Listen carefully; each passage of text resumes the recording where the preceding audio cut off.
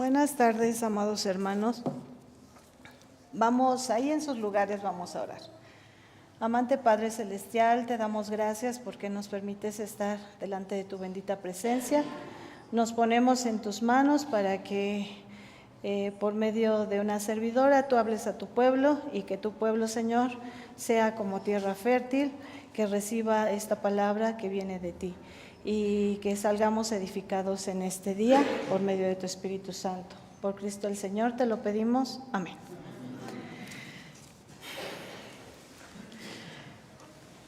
Una segunda oportunidad. En nuestra vida, hermanos amados, hay cambios todo el tiempo, ¿sí? O sea, nadie puede vivir o crecer o hacer sus cosas de una forma igual. Hay cambios en nuestra vida.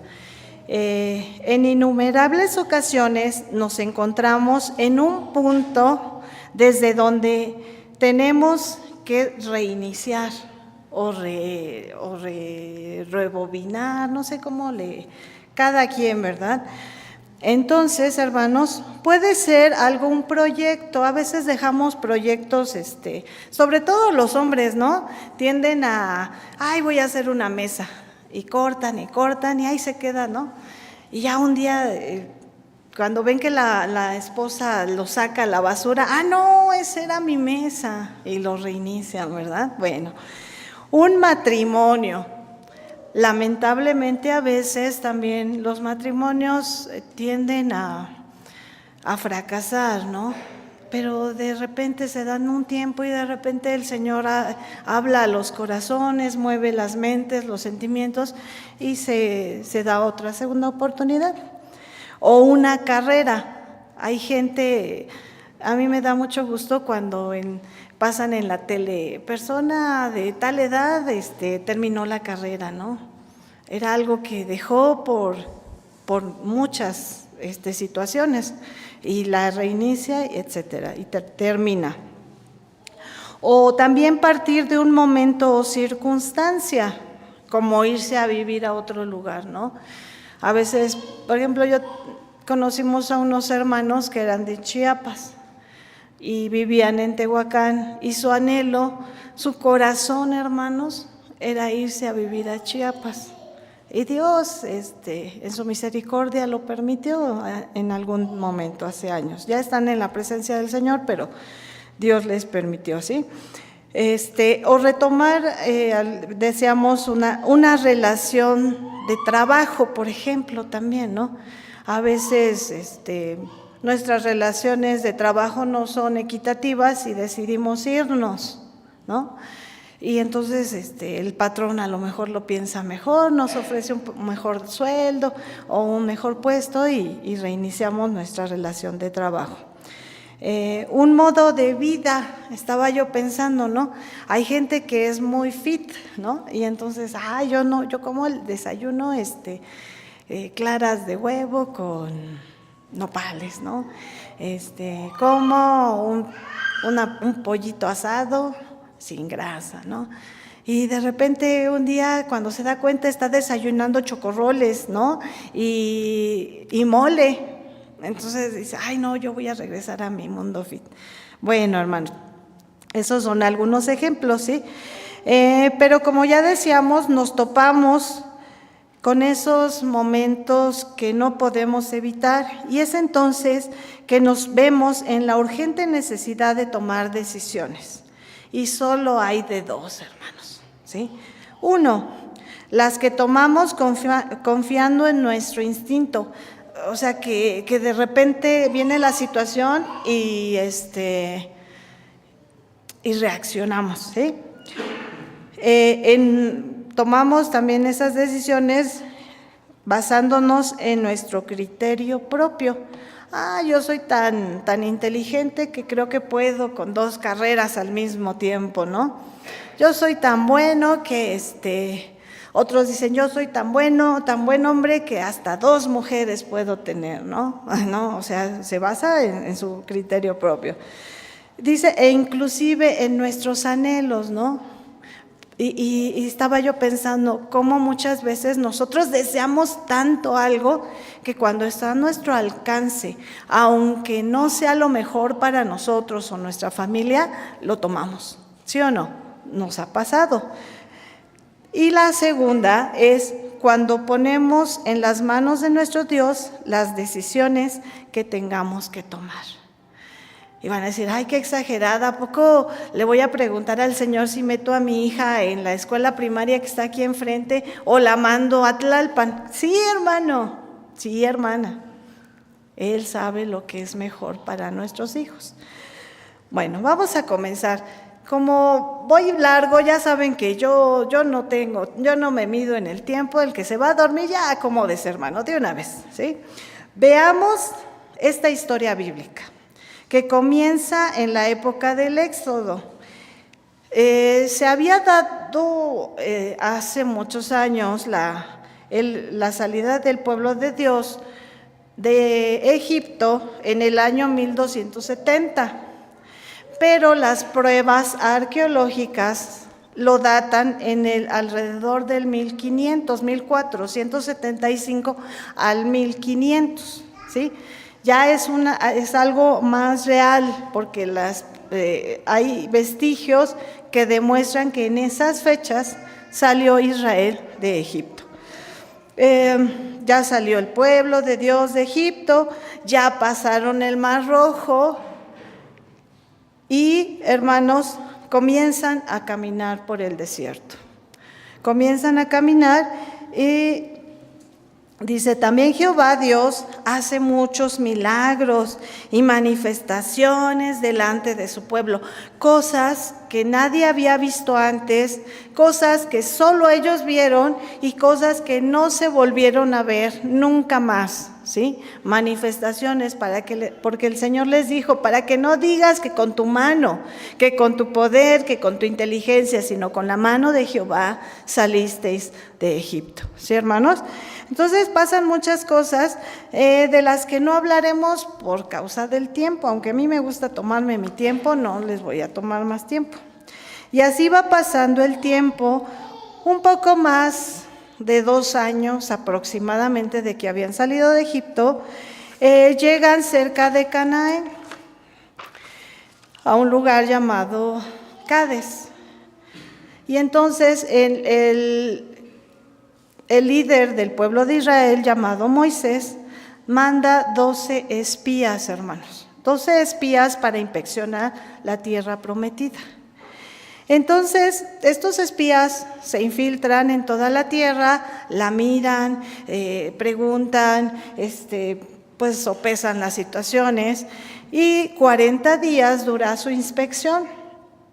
Ellos regresan con frutos hermosos. Y yo me acuerdo desde niña en las clases infantiles que cuando tocábamos este punto de los 12 espías, siempre se nos presenta a 2 hombres cargando, ¿qué, hermanos? Un racimo de uvas así enorme, gigante.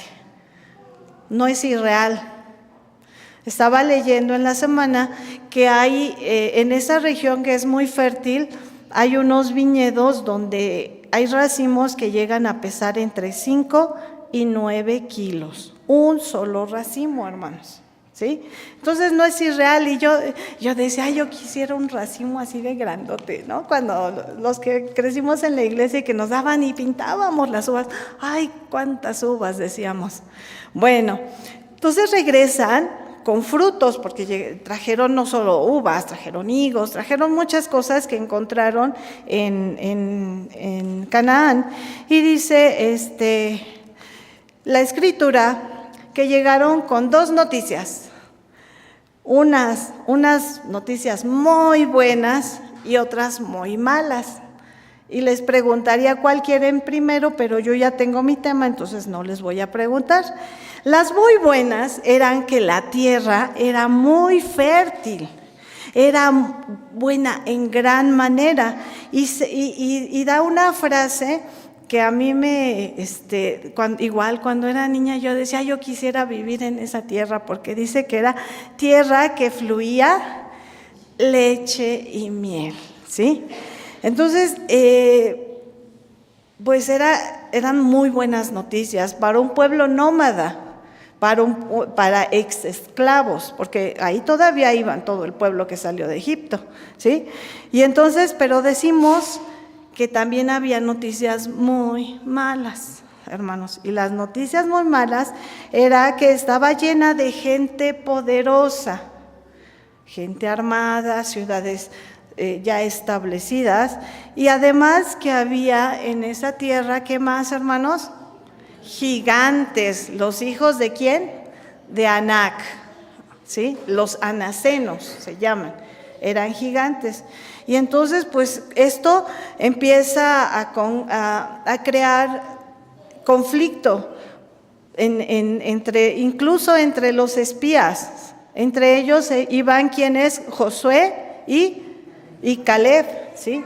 Josué y Caleb decían, es muy buena tierra, vayamos, y decían, entramos, atacamos y poseemos la tierra que Dios nos dio, o nos retiramos y esperamos una oportunidad. Ese era el dilema. ¿Qué hacemos de aquí en adelante? Y en este punto, Josué y Caleb, dos de los espías, animaban al pueblo y decían, vamos, nosotros podemos poseer la tierra, Dios está con nosotros, la victoria es nuestra. Si Dios se las había dado, ¿ustedes creen que no les iba a dar la victoria, hermanos? Dios no miente. O sea, ¿cómo te va a dar un esposo que no sea bueno contigo? Y si no es bueno es porque Él no te lo dio, ¿sí? ¿Cómo te va a dar un trabajo que no te dé bendición? Por eso decíamos que muchas veces hasta nuestros anhelos, yo anhelo a este joven o a esta señorita, aunque no sea bueno para mí. ¿Ven? Cómo si va checando todo. Y los otros 10 espías decían todo lo contrario. Y la discusión, hermanos, llegó a tal punto que dice en Números 14:10, que inclusive la gente, el pueblo se enojó tanto con Josué y Caleb que hasta los querían matar, ¿sí? O sea, tú no nos digas que sí podemos, no podemos, y los querían matar, hermanos. Fíjense hasta dónde llega el contagiar el miedo a toda una nación, ¿sí? La historia bíblica, el resto de la historia bíblica es muy conocida. Moisés decide hacerle caso al pueblo, no entran a poseer la tierra prometida y Dios los castiga reteniéndolos 40 años en el desierto. 40 años, híjole, hermanos, toda una vida. Hay gente aquí que ni siquiera tiene 40 años, ¿sí? O los que pasamos de 40 o tienen 40, díganme, hermanos, ¿qué se puede hacer en 40 años? ¿Qué pudieron ellos haber vivido en 40 años si hubieran oído la voz de Dios? Cabe mencionar que dice las Sagradas Escrituras que nuestro Dios los protegió de día. Dice que, ¿cómo los protegía de día, hermanos? Con una nube, una columna como de humo, ¿verdad? Que los protegía de las inclemencias del tiempo para el sol, y de noche una columna de fuego. Para aquellos los que le temían a la oscuridad, nunca falta, ¿no? En cada casa alguien que le da miedo. Bueno, pues Dios alumbraba el campamento de los hijos de Israel con fuego.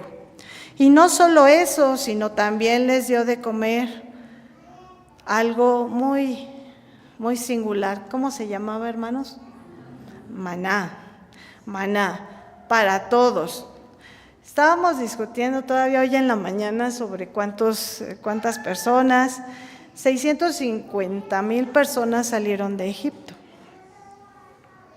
Fíjense.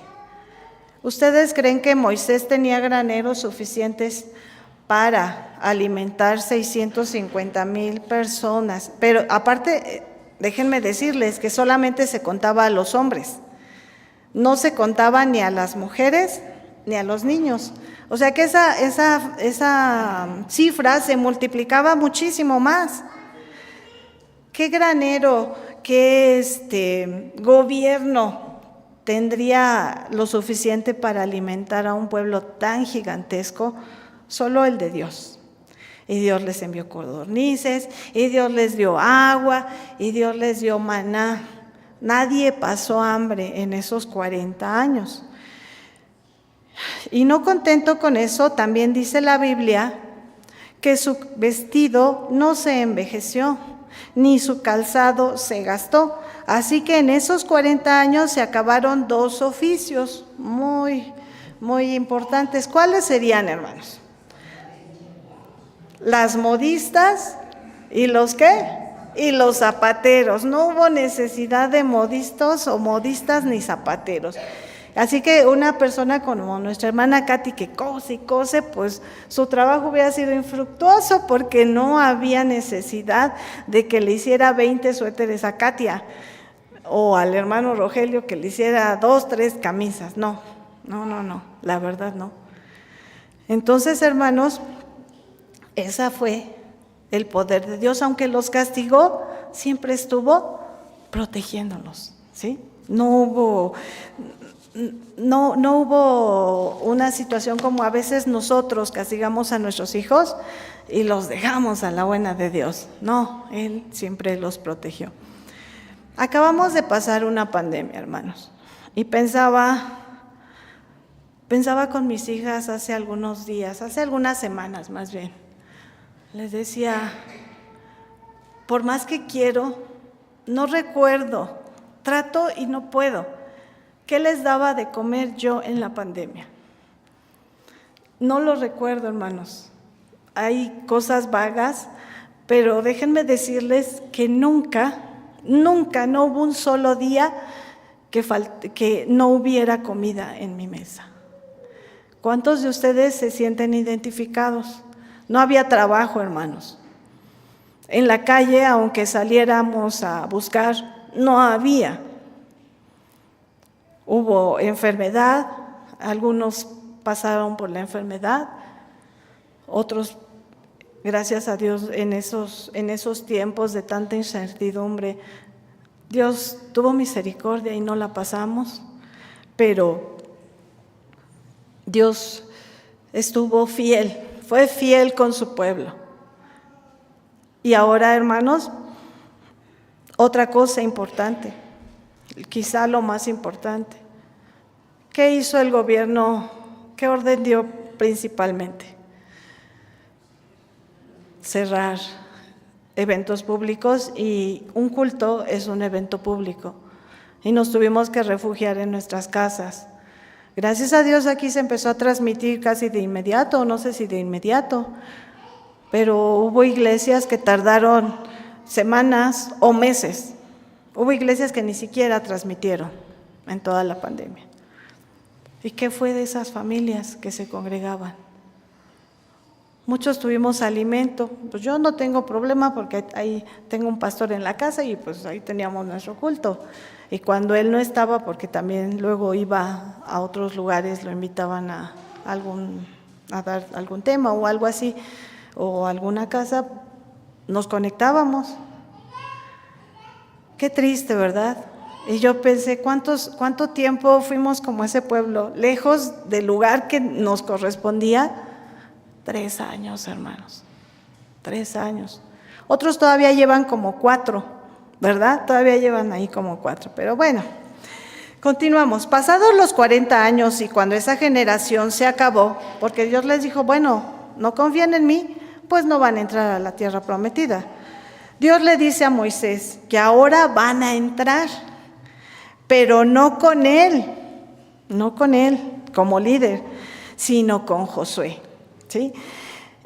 A Moisés solamente se le permite ver la tierra prometida desde lo alto del monte. Ay, se me olvidó el monte. Bueno, al rato se los digo. Ay, se me fue. Y entonces muere y Dios se lleva su cuerpo y esa historia ya la conocemos. Y ahora Josué, al frente del pueblo, ya no manda 12, ya lo tenía, ya están en el mismo lugar de hace 40 años. Cuando Josué fue por primera vez como espía, Josué dicen los escritores que pues, tendría como 42 años aproximadamente.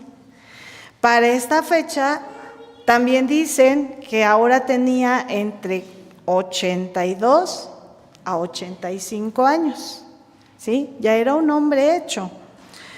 Y ya no manda 12, manda a 2. Manda a 2 espías que entran a la ciudad, porque Jericó, recordemos que era una ciudad amurallada. Estos, fíjense, estaba yo pensando, los espías tuvieron que cruzar el río Jordán de alguna forma. ¿Cómo? No lo sé, porque estaban de aquel lado.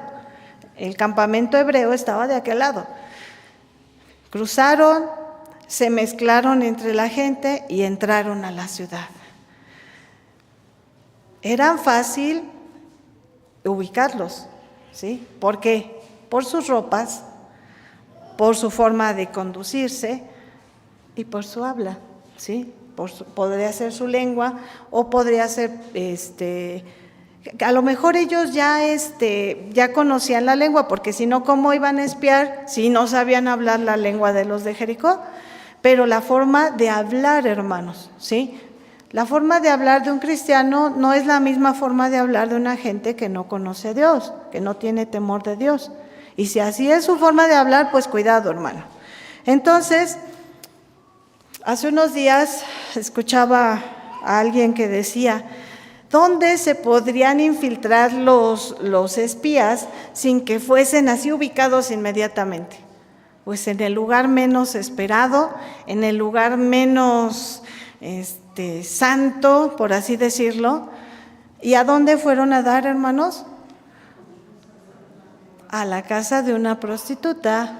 En la Biblia le llama ramera, llamada Rahab. Y decía el predicador que yo escuchaba, pero él no dijo, bueno, ya que estamos aquí aprovechemos. No, hermanos. Ellos eran hombres santos, hombres íntegros. Si no, no los llamaría Josué, no los hubiera mandado. Ellos estaban ahí para pasar desapercibidos y para que pudieran también escapar, porque Rahab vivía entre muralla y muralla, había alrededor de 5, era una muralla doble la de Jericó. Entre muro y muro había un espacio, que dicen que entre 5 y 8 metros, se calcula. Entonces, la gente más pobre, la gente que no tenía un pedacito de tierra, pues hacía sus casitas ahí, en un lugar como ese, ¿sí? Y además, por ser su negocio, un negocio pues no muy bien visto, ¿verdad, hermanos? Ella estaba así como los relegados, los últimos. Entonces, ahí se esconden, pero no pasaron desapercibidos. Alguien los vio, alguien se dio cuenta y van y avisan, los israelitas han llegado, y la voz se corre y se corre, llega hasta el rey de Jericó. Y el rey, pues ni tardó ni perezoso, manda a traerlos. ¿Y dónde están? Con Rahab la ramera. Pues tráiganlos. Pero ella se da cuenta y los esconde. Dice la Biblia que los esconde entre lino, ¿sí? En manojos de lino. Y les dicen los soldados, ¿dónde están los israelitas? No, sí vinieron a mí, pero ya se fueron. Vayan, alcáncenlos. Si salen ahorita, todavía los van a alcanzar. Salen corriendo los soldados y mientras ellos salen, ella los saca. Y fíjense que pasa algo muy, muy especial.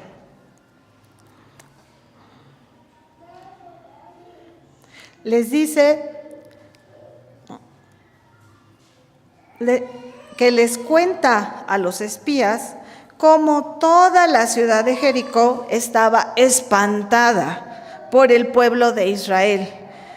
Escuchen esto muy atentamente, porque recordaban cómo Jehová los había sacado de Egipto hace 40 años y cómo los había hecho cruzar el Mar Rojo en seco y los portentos y milagros que había hecho con ellos, o sea, con los israelitas, en estos 40 años. Y por lo tanto, ella pensaba lo que podían hacerle los israelitas al pueblo de Jericó. Imagínense, ¿sí? Y entonces ella hace una petición a estos espías: cuando Dios entregue la ciudad en vuestras manos, haréis conmigo como yo os he hecho con vosotros. Imagínense, hermanos, cuánta fe. Como decía el Señor Jesús con aquella mujer: no he visto tanta fe en Israel. Ellos recordaban, ya habían pasado 40 años y recordaban, es que a esos su Dios los sacó de Egipto con plagas y además los hizo cruzar un mar en seco. A lo mejor los israelitas, porque recordemos que ya había acabado toda la generación que había visto esos milagros, ya era una nueva generación. A lo mejor ellos ya ni sabían. Como muchos chicos no saben lo que Dios ha hecho en nuestras vidas, porque nosotros como padres no se los contamos.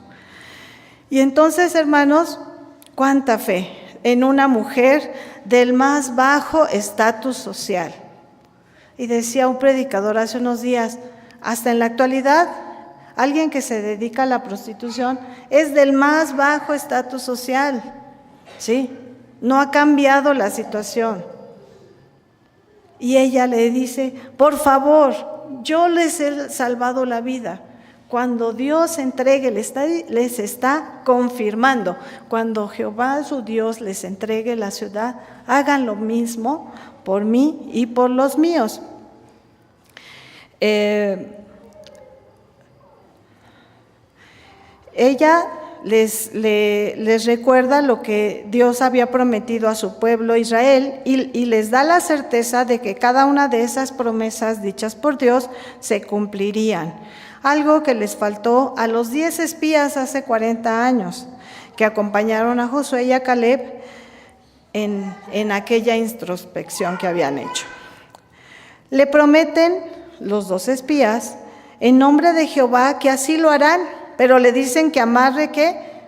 Una cuerda roja, una cuerda de grana, dice en nuestra Biblia, dice, en su ventana, y que el día que Dios les entregue la ciudad, toda su familia, todos los que ella quiera salvar, sean su familia o no, tienen que estar dentro de esa casa, ¿sí? Para que sean salvados. ¿Cuántas veces, hermanos, nos encontramos con personas así, con esa fe de esa mujer ramera que ni siquiera conocía al Dios de Israel? ¿Sí? ¿Cuántas veces vamos a visitar a un enfermo, alguien que tiene ya cáncer terminal, y lo vamos, según nosotros, a consolar? Y salimos nosotros confortados, ¿verdad? O vamos a ver a una persona que vive en la más humilde choza y le llevamos a veces ayuda y le vamos a decir: hermano, Dios te ama. Y salimos nosotros con el ánimo hasta arriba, porque esa persona tiene más fe que nosotros. Bueno, entonces, hermanos, nos dan cátedra de fe y de fidelidad. Los espías regresan y dan las noticias a Josué. Y aquí es donde empieza la segunda oportunidad. Josué tiene que decidir si entrar o no a la ciudad, ¿sí?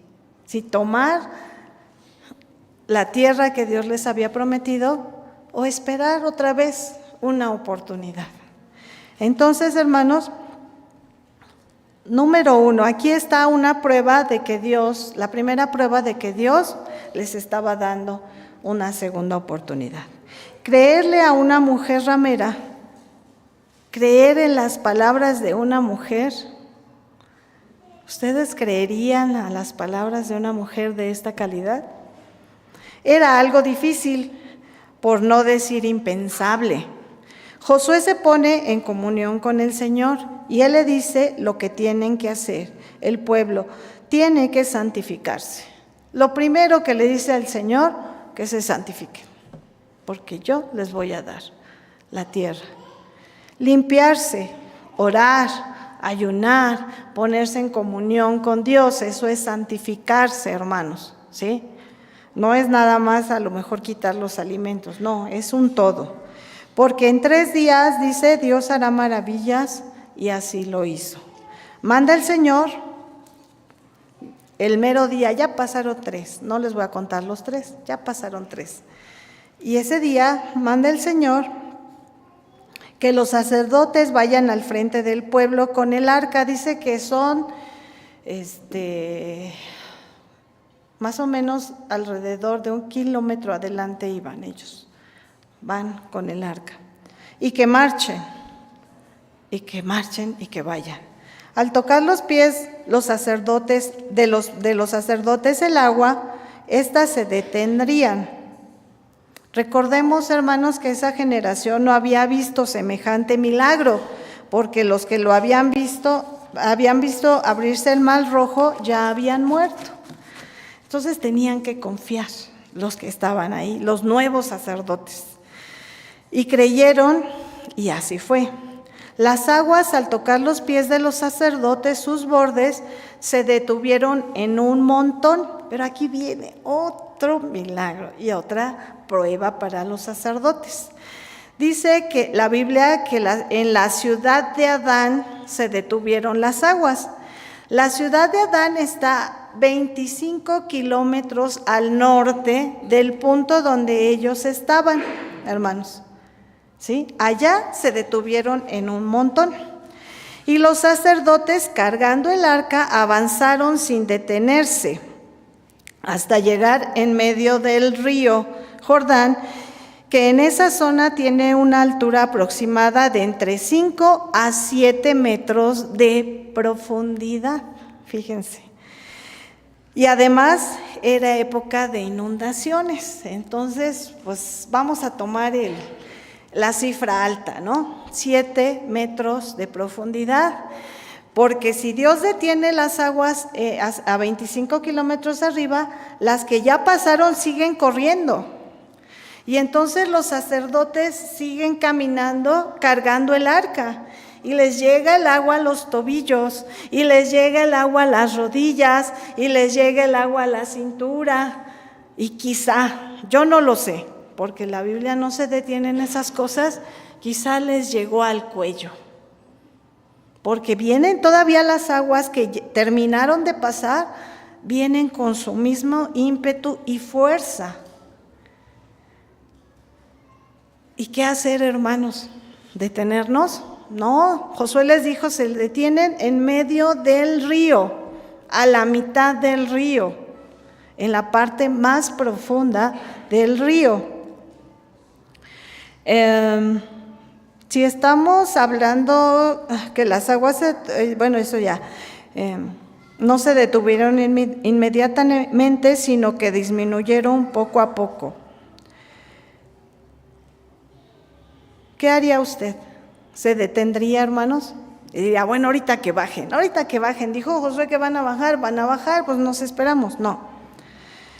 Las aguas no descendían, los sacerdotes no se detenían, pero llegó el momento en que las aguas descendieron y el pueblo pasó en seco. Segunda evidencia de que Dios dio una segunda oportunidad. Creer que Dios iba a detener las aguas y que iban a pasar en seco sin importar hasta dónde lleguen las aguas.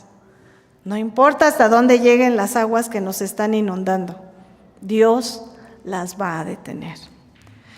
Ya del otro lado, cualquiera de nosotros, pasó el pueblo, los sacerdotes estuvieron ahí hasta que terminó de pasar el pueblo.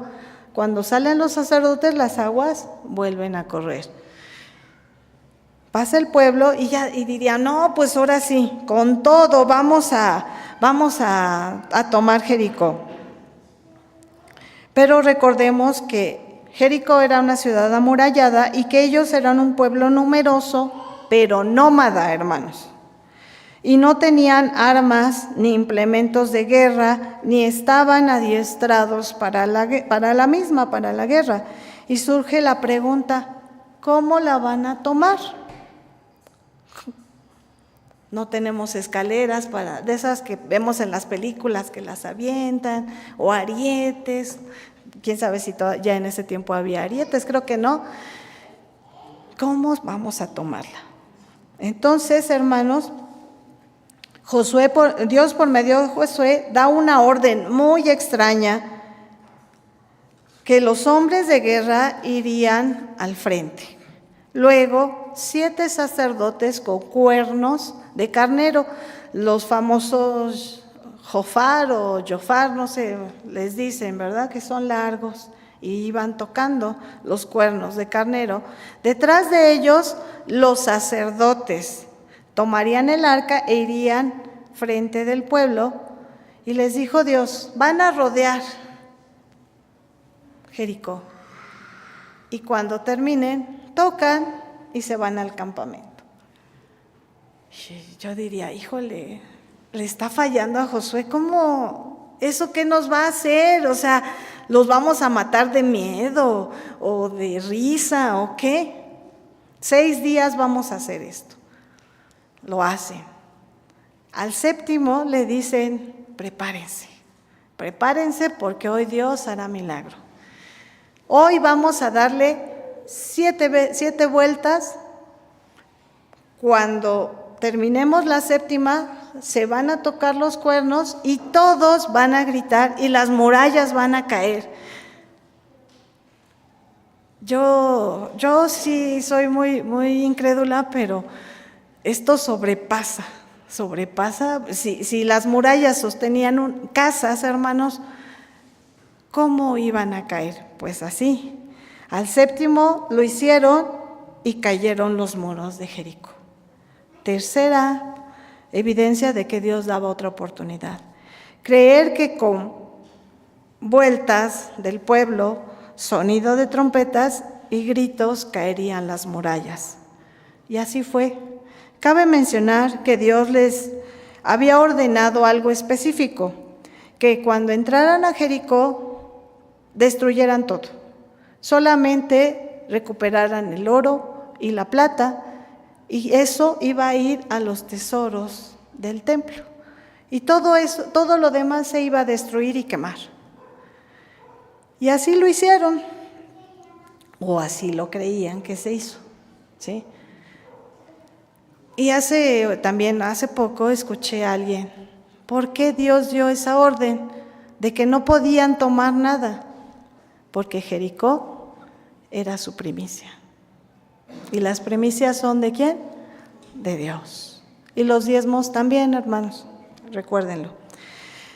Toman la ciudad, destruyen todo, rescatan a Rahab y a los suyos. Algo bien importante que estaba yo leyendo en la semana, se cayó la muralla. ¿Y qué pasó? Toda la muralla se cayó. ¿Qué se salvó?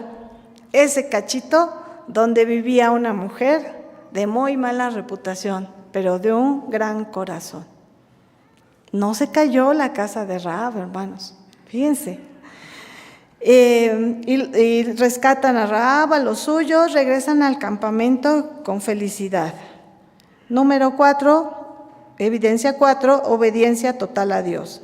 Y días después intentan avanzar hacia una ciudad llamada Ai, con H, H-A-I, y latina. Ai o Jai, ¿sí? Porque la H en hebreo suena como J dulce, ¿sí? J suavecita, Jai. Y dice, van los espías y dicen, no, Josué, tú ni te preocupes, es tan pequeña, nomás manda 3,000 soldados. Y ahí van 3,000 soldados. Dicen, no, ya se hacían viendo repartiéndose los despojos, porque Dios les dijo, después de Jericó, todos los despojos de las ciudades son para ustedes, ya estaban haciendo cuentas. Pero no, dice que entonces salen los de Jai y los enfrentan, los vencen y los corretean, hermanos. ¡Qué humillación! Y entonces Josué se turba y dice, ¿qué pasa? Algo pasa. Se pone en comunión con Dios y le dice, hay pecado en Israel. Y empieza, dice, el Señor le da una orden, fíjense cómo Dios da oportunidad. Yo creo que pensaba el Señor que el que había pecado iba a confesar. Y entonces divídelos por tribus. Pasan las 12 tribus y cae la suerte en Judá. Nadie confiesa. Pasan por las familias y cae la suerte en la familia de Sera y nadie confiesa. Ahora los de Sera por sus hijos y cae la suerte en la familia de Zabdi y nadie confiesa. Y ya cae la suerte sobre la familia de Acán y entonces confiesa. Y les dice, ay, perdóname Josué, es que pues yo llegué en la batalla y vi un manto babilónico, o sea, una tela preciosa, quizá bordada en oro o de seda, no sabemos, algo muy bello. Y lo codicié y también encontré unas monedas de plata. Y en nuestra Biblia dice un changote, pero realmente es un lingote de oro. Y lo codicié y lo guardé. Y por su culpa los derrotó Jai. Entonces van y hacen pues la inspección, y entonces resulta que sí es cierto, en su tienda ahí estaba todo bien guardadito y escondido. ¿Qué pasó con Acán? Traen a toda su familia, dice que hasta sus animales los apedrean y todas sus posesiones junto con ellos las queman, para ejemplo del pueblo de Dios. Qué terrible, ¿verdad, hermanos? El fin de Acán. Estamos terminando y comenzando un nuevo año presbiterial, porque hasta aquí queda la historia, ¿sí? Ya venimos de una pandemia donde solo Dios y ustedes, y a veces ni ustedes, porque yo les puedo decir que no recuerdo muchas cosas de lo que hacía yo para alimentar a mi familia en la pandemia. Y a lo mejor a usted le pasa lo mismo. ¿Qué hicimos? ¿Cómo proveímos? ¿Cómo cuidamos si hubo enfermos? ¿Cómo Dios sustentó nuestros hogares, sobre todo a los que tuvieron enfermos? Que los medicamentos eran carísimos, los médicos no querían atender, etcétera. ¿Sí? Venimos de esa pandemia que nos obligó a estar lejos de la casa de nuestro Dios, no por 40 años, pero sí por 3. Y como ya lo decíamos, Dios fue fiel, nos cuidó, protegió y sustentó cada uno de esos 3 años, hermanos, cada uno.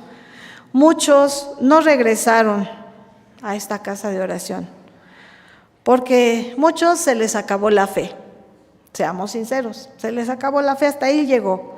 Otros porque emigraron a otros lugares, y pensaba yo en mi mamá ya no regresó a su iglesia, ¿sí? Muchos en la situación de mi mamá. Otros porque como el pueblo de Dios en el desierto fallecieron, ¿sí? ¿Cuántos de nosotros podemos decir que ninguno de nuestros familiares fallecieron? Yo de la parte de mi esposo y de la parte mía fallecieron. Y ya no pudieron regresar a este santuario o a donde se congregaran. Y no tuvieron la oportunidad de regresar a esta amada casa de Dios. Otros vienen, pero no vienen, hermanos, como dice el pastor Dante, solo en cuerpo presente, ¿sí? Porque están aquí, se congregan, pero su mente y su corazón está lejos, está en sus negocios, está en su trabajo, está en sus diversiones, hermanos, ¿sí? Solo de cuerpo presente.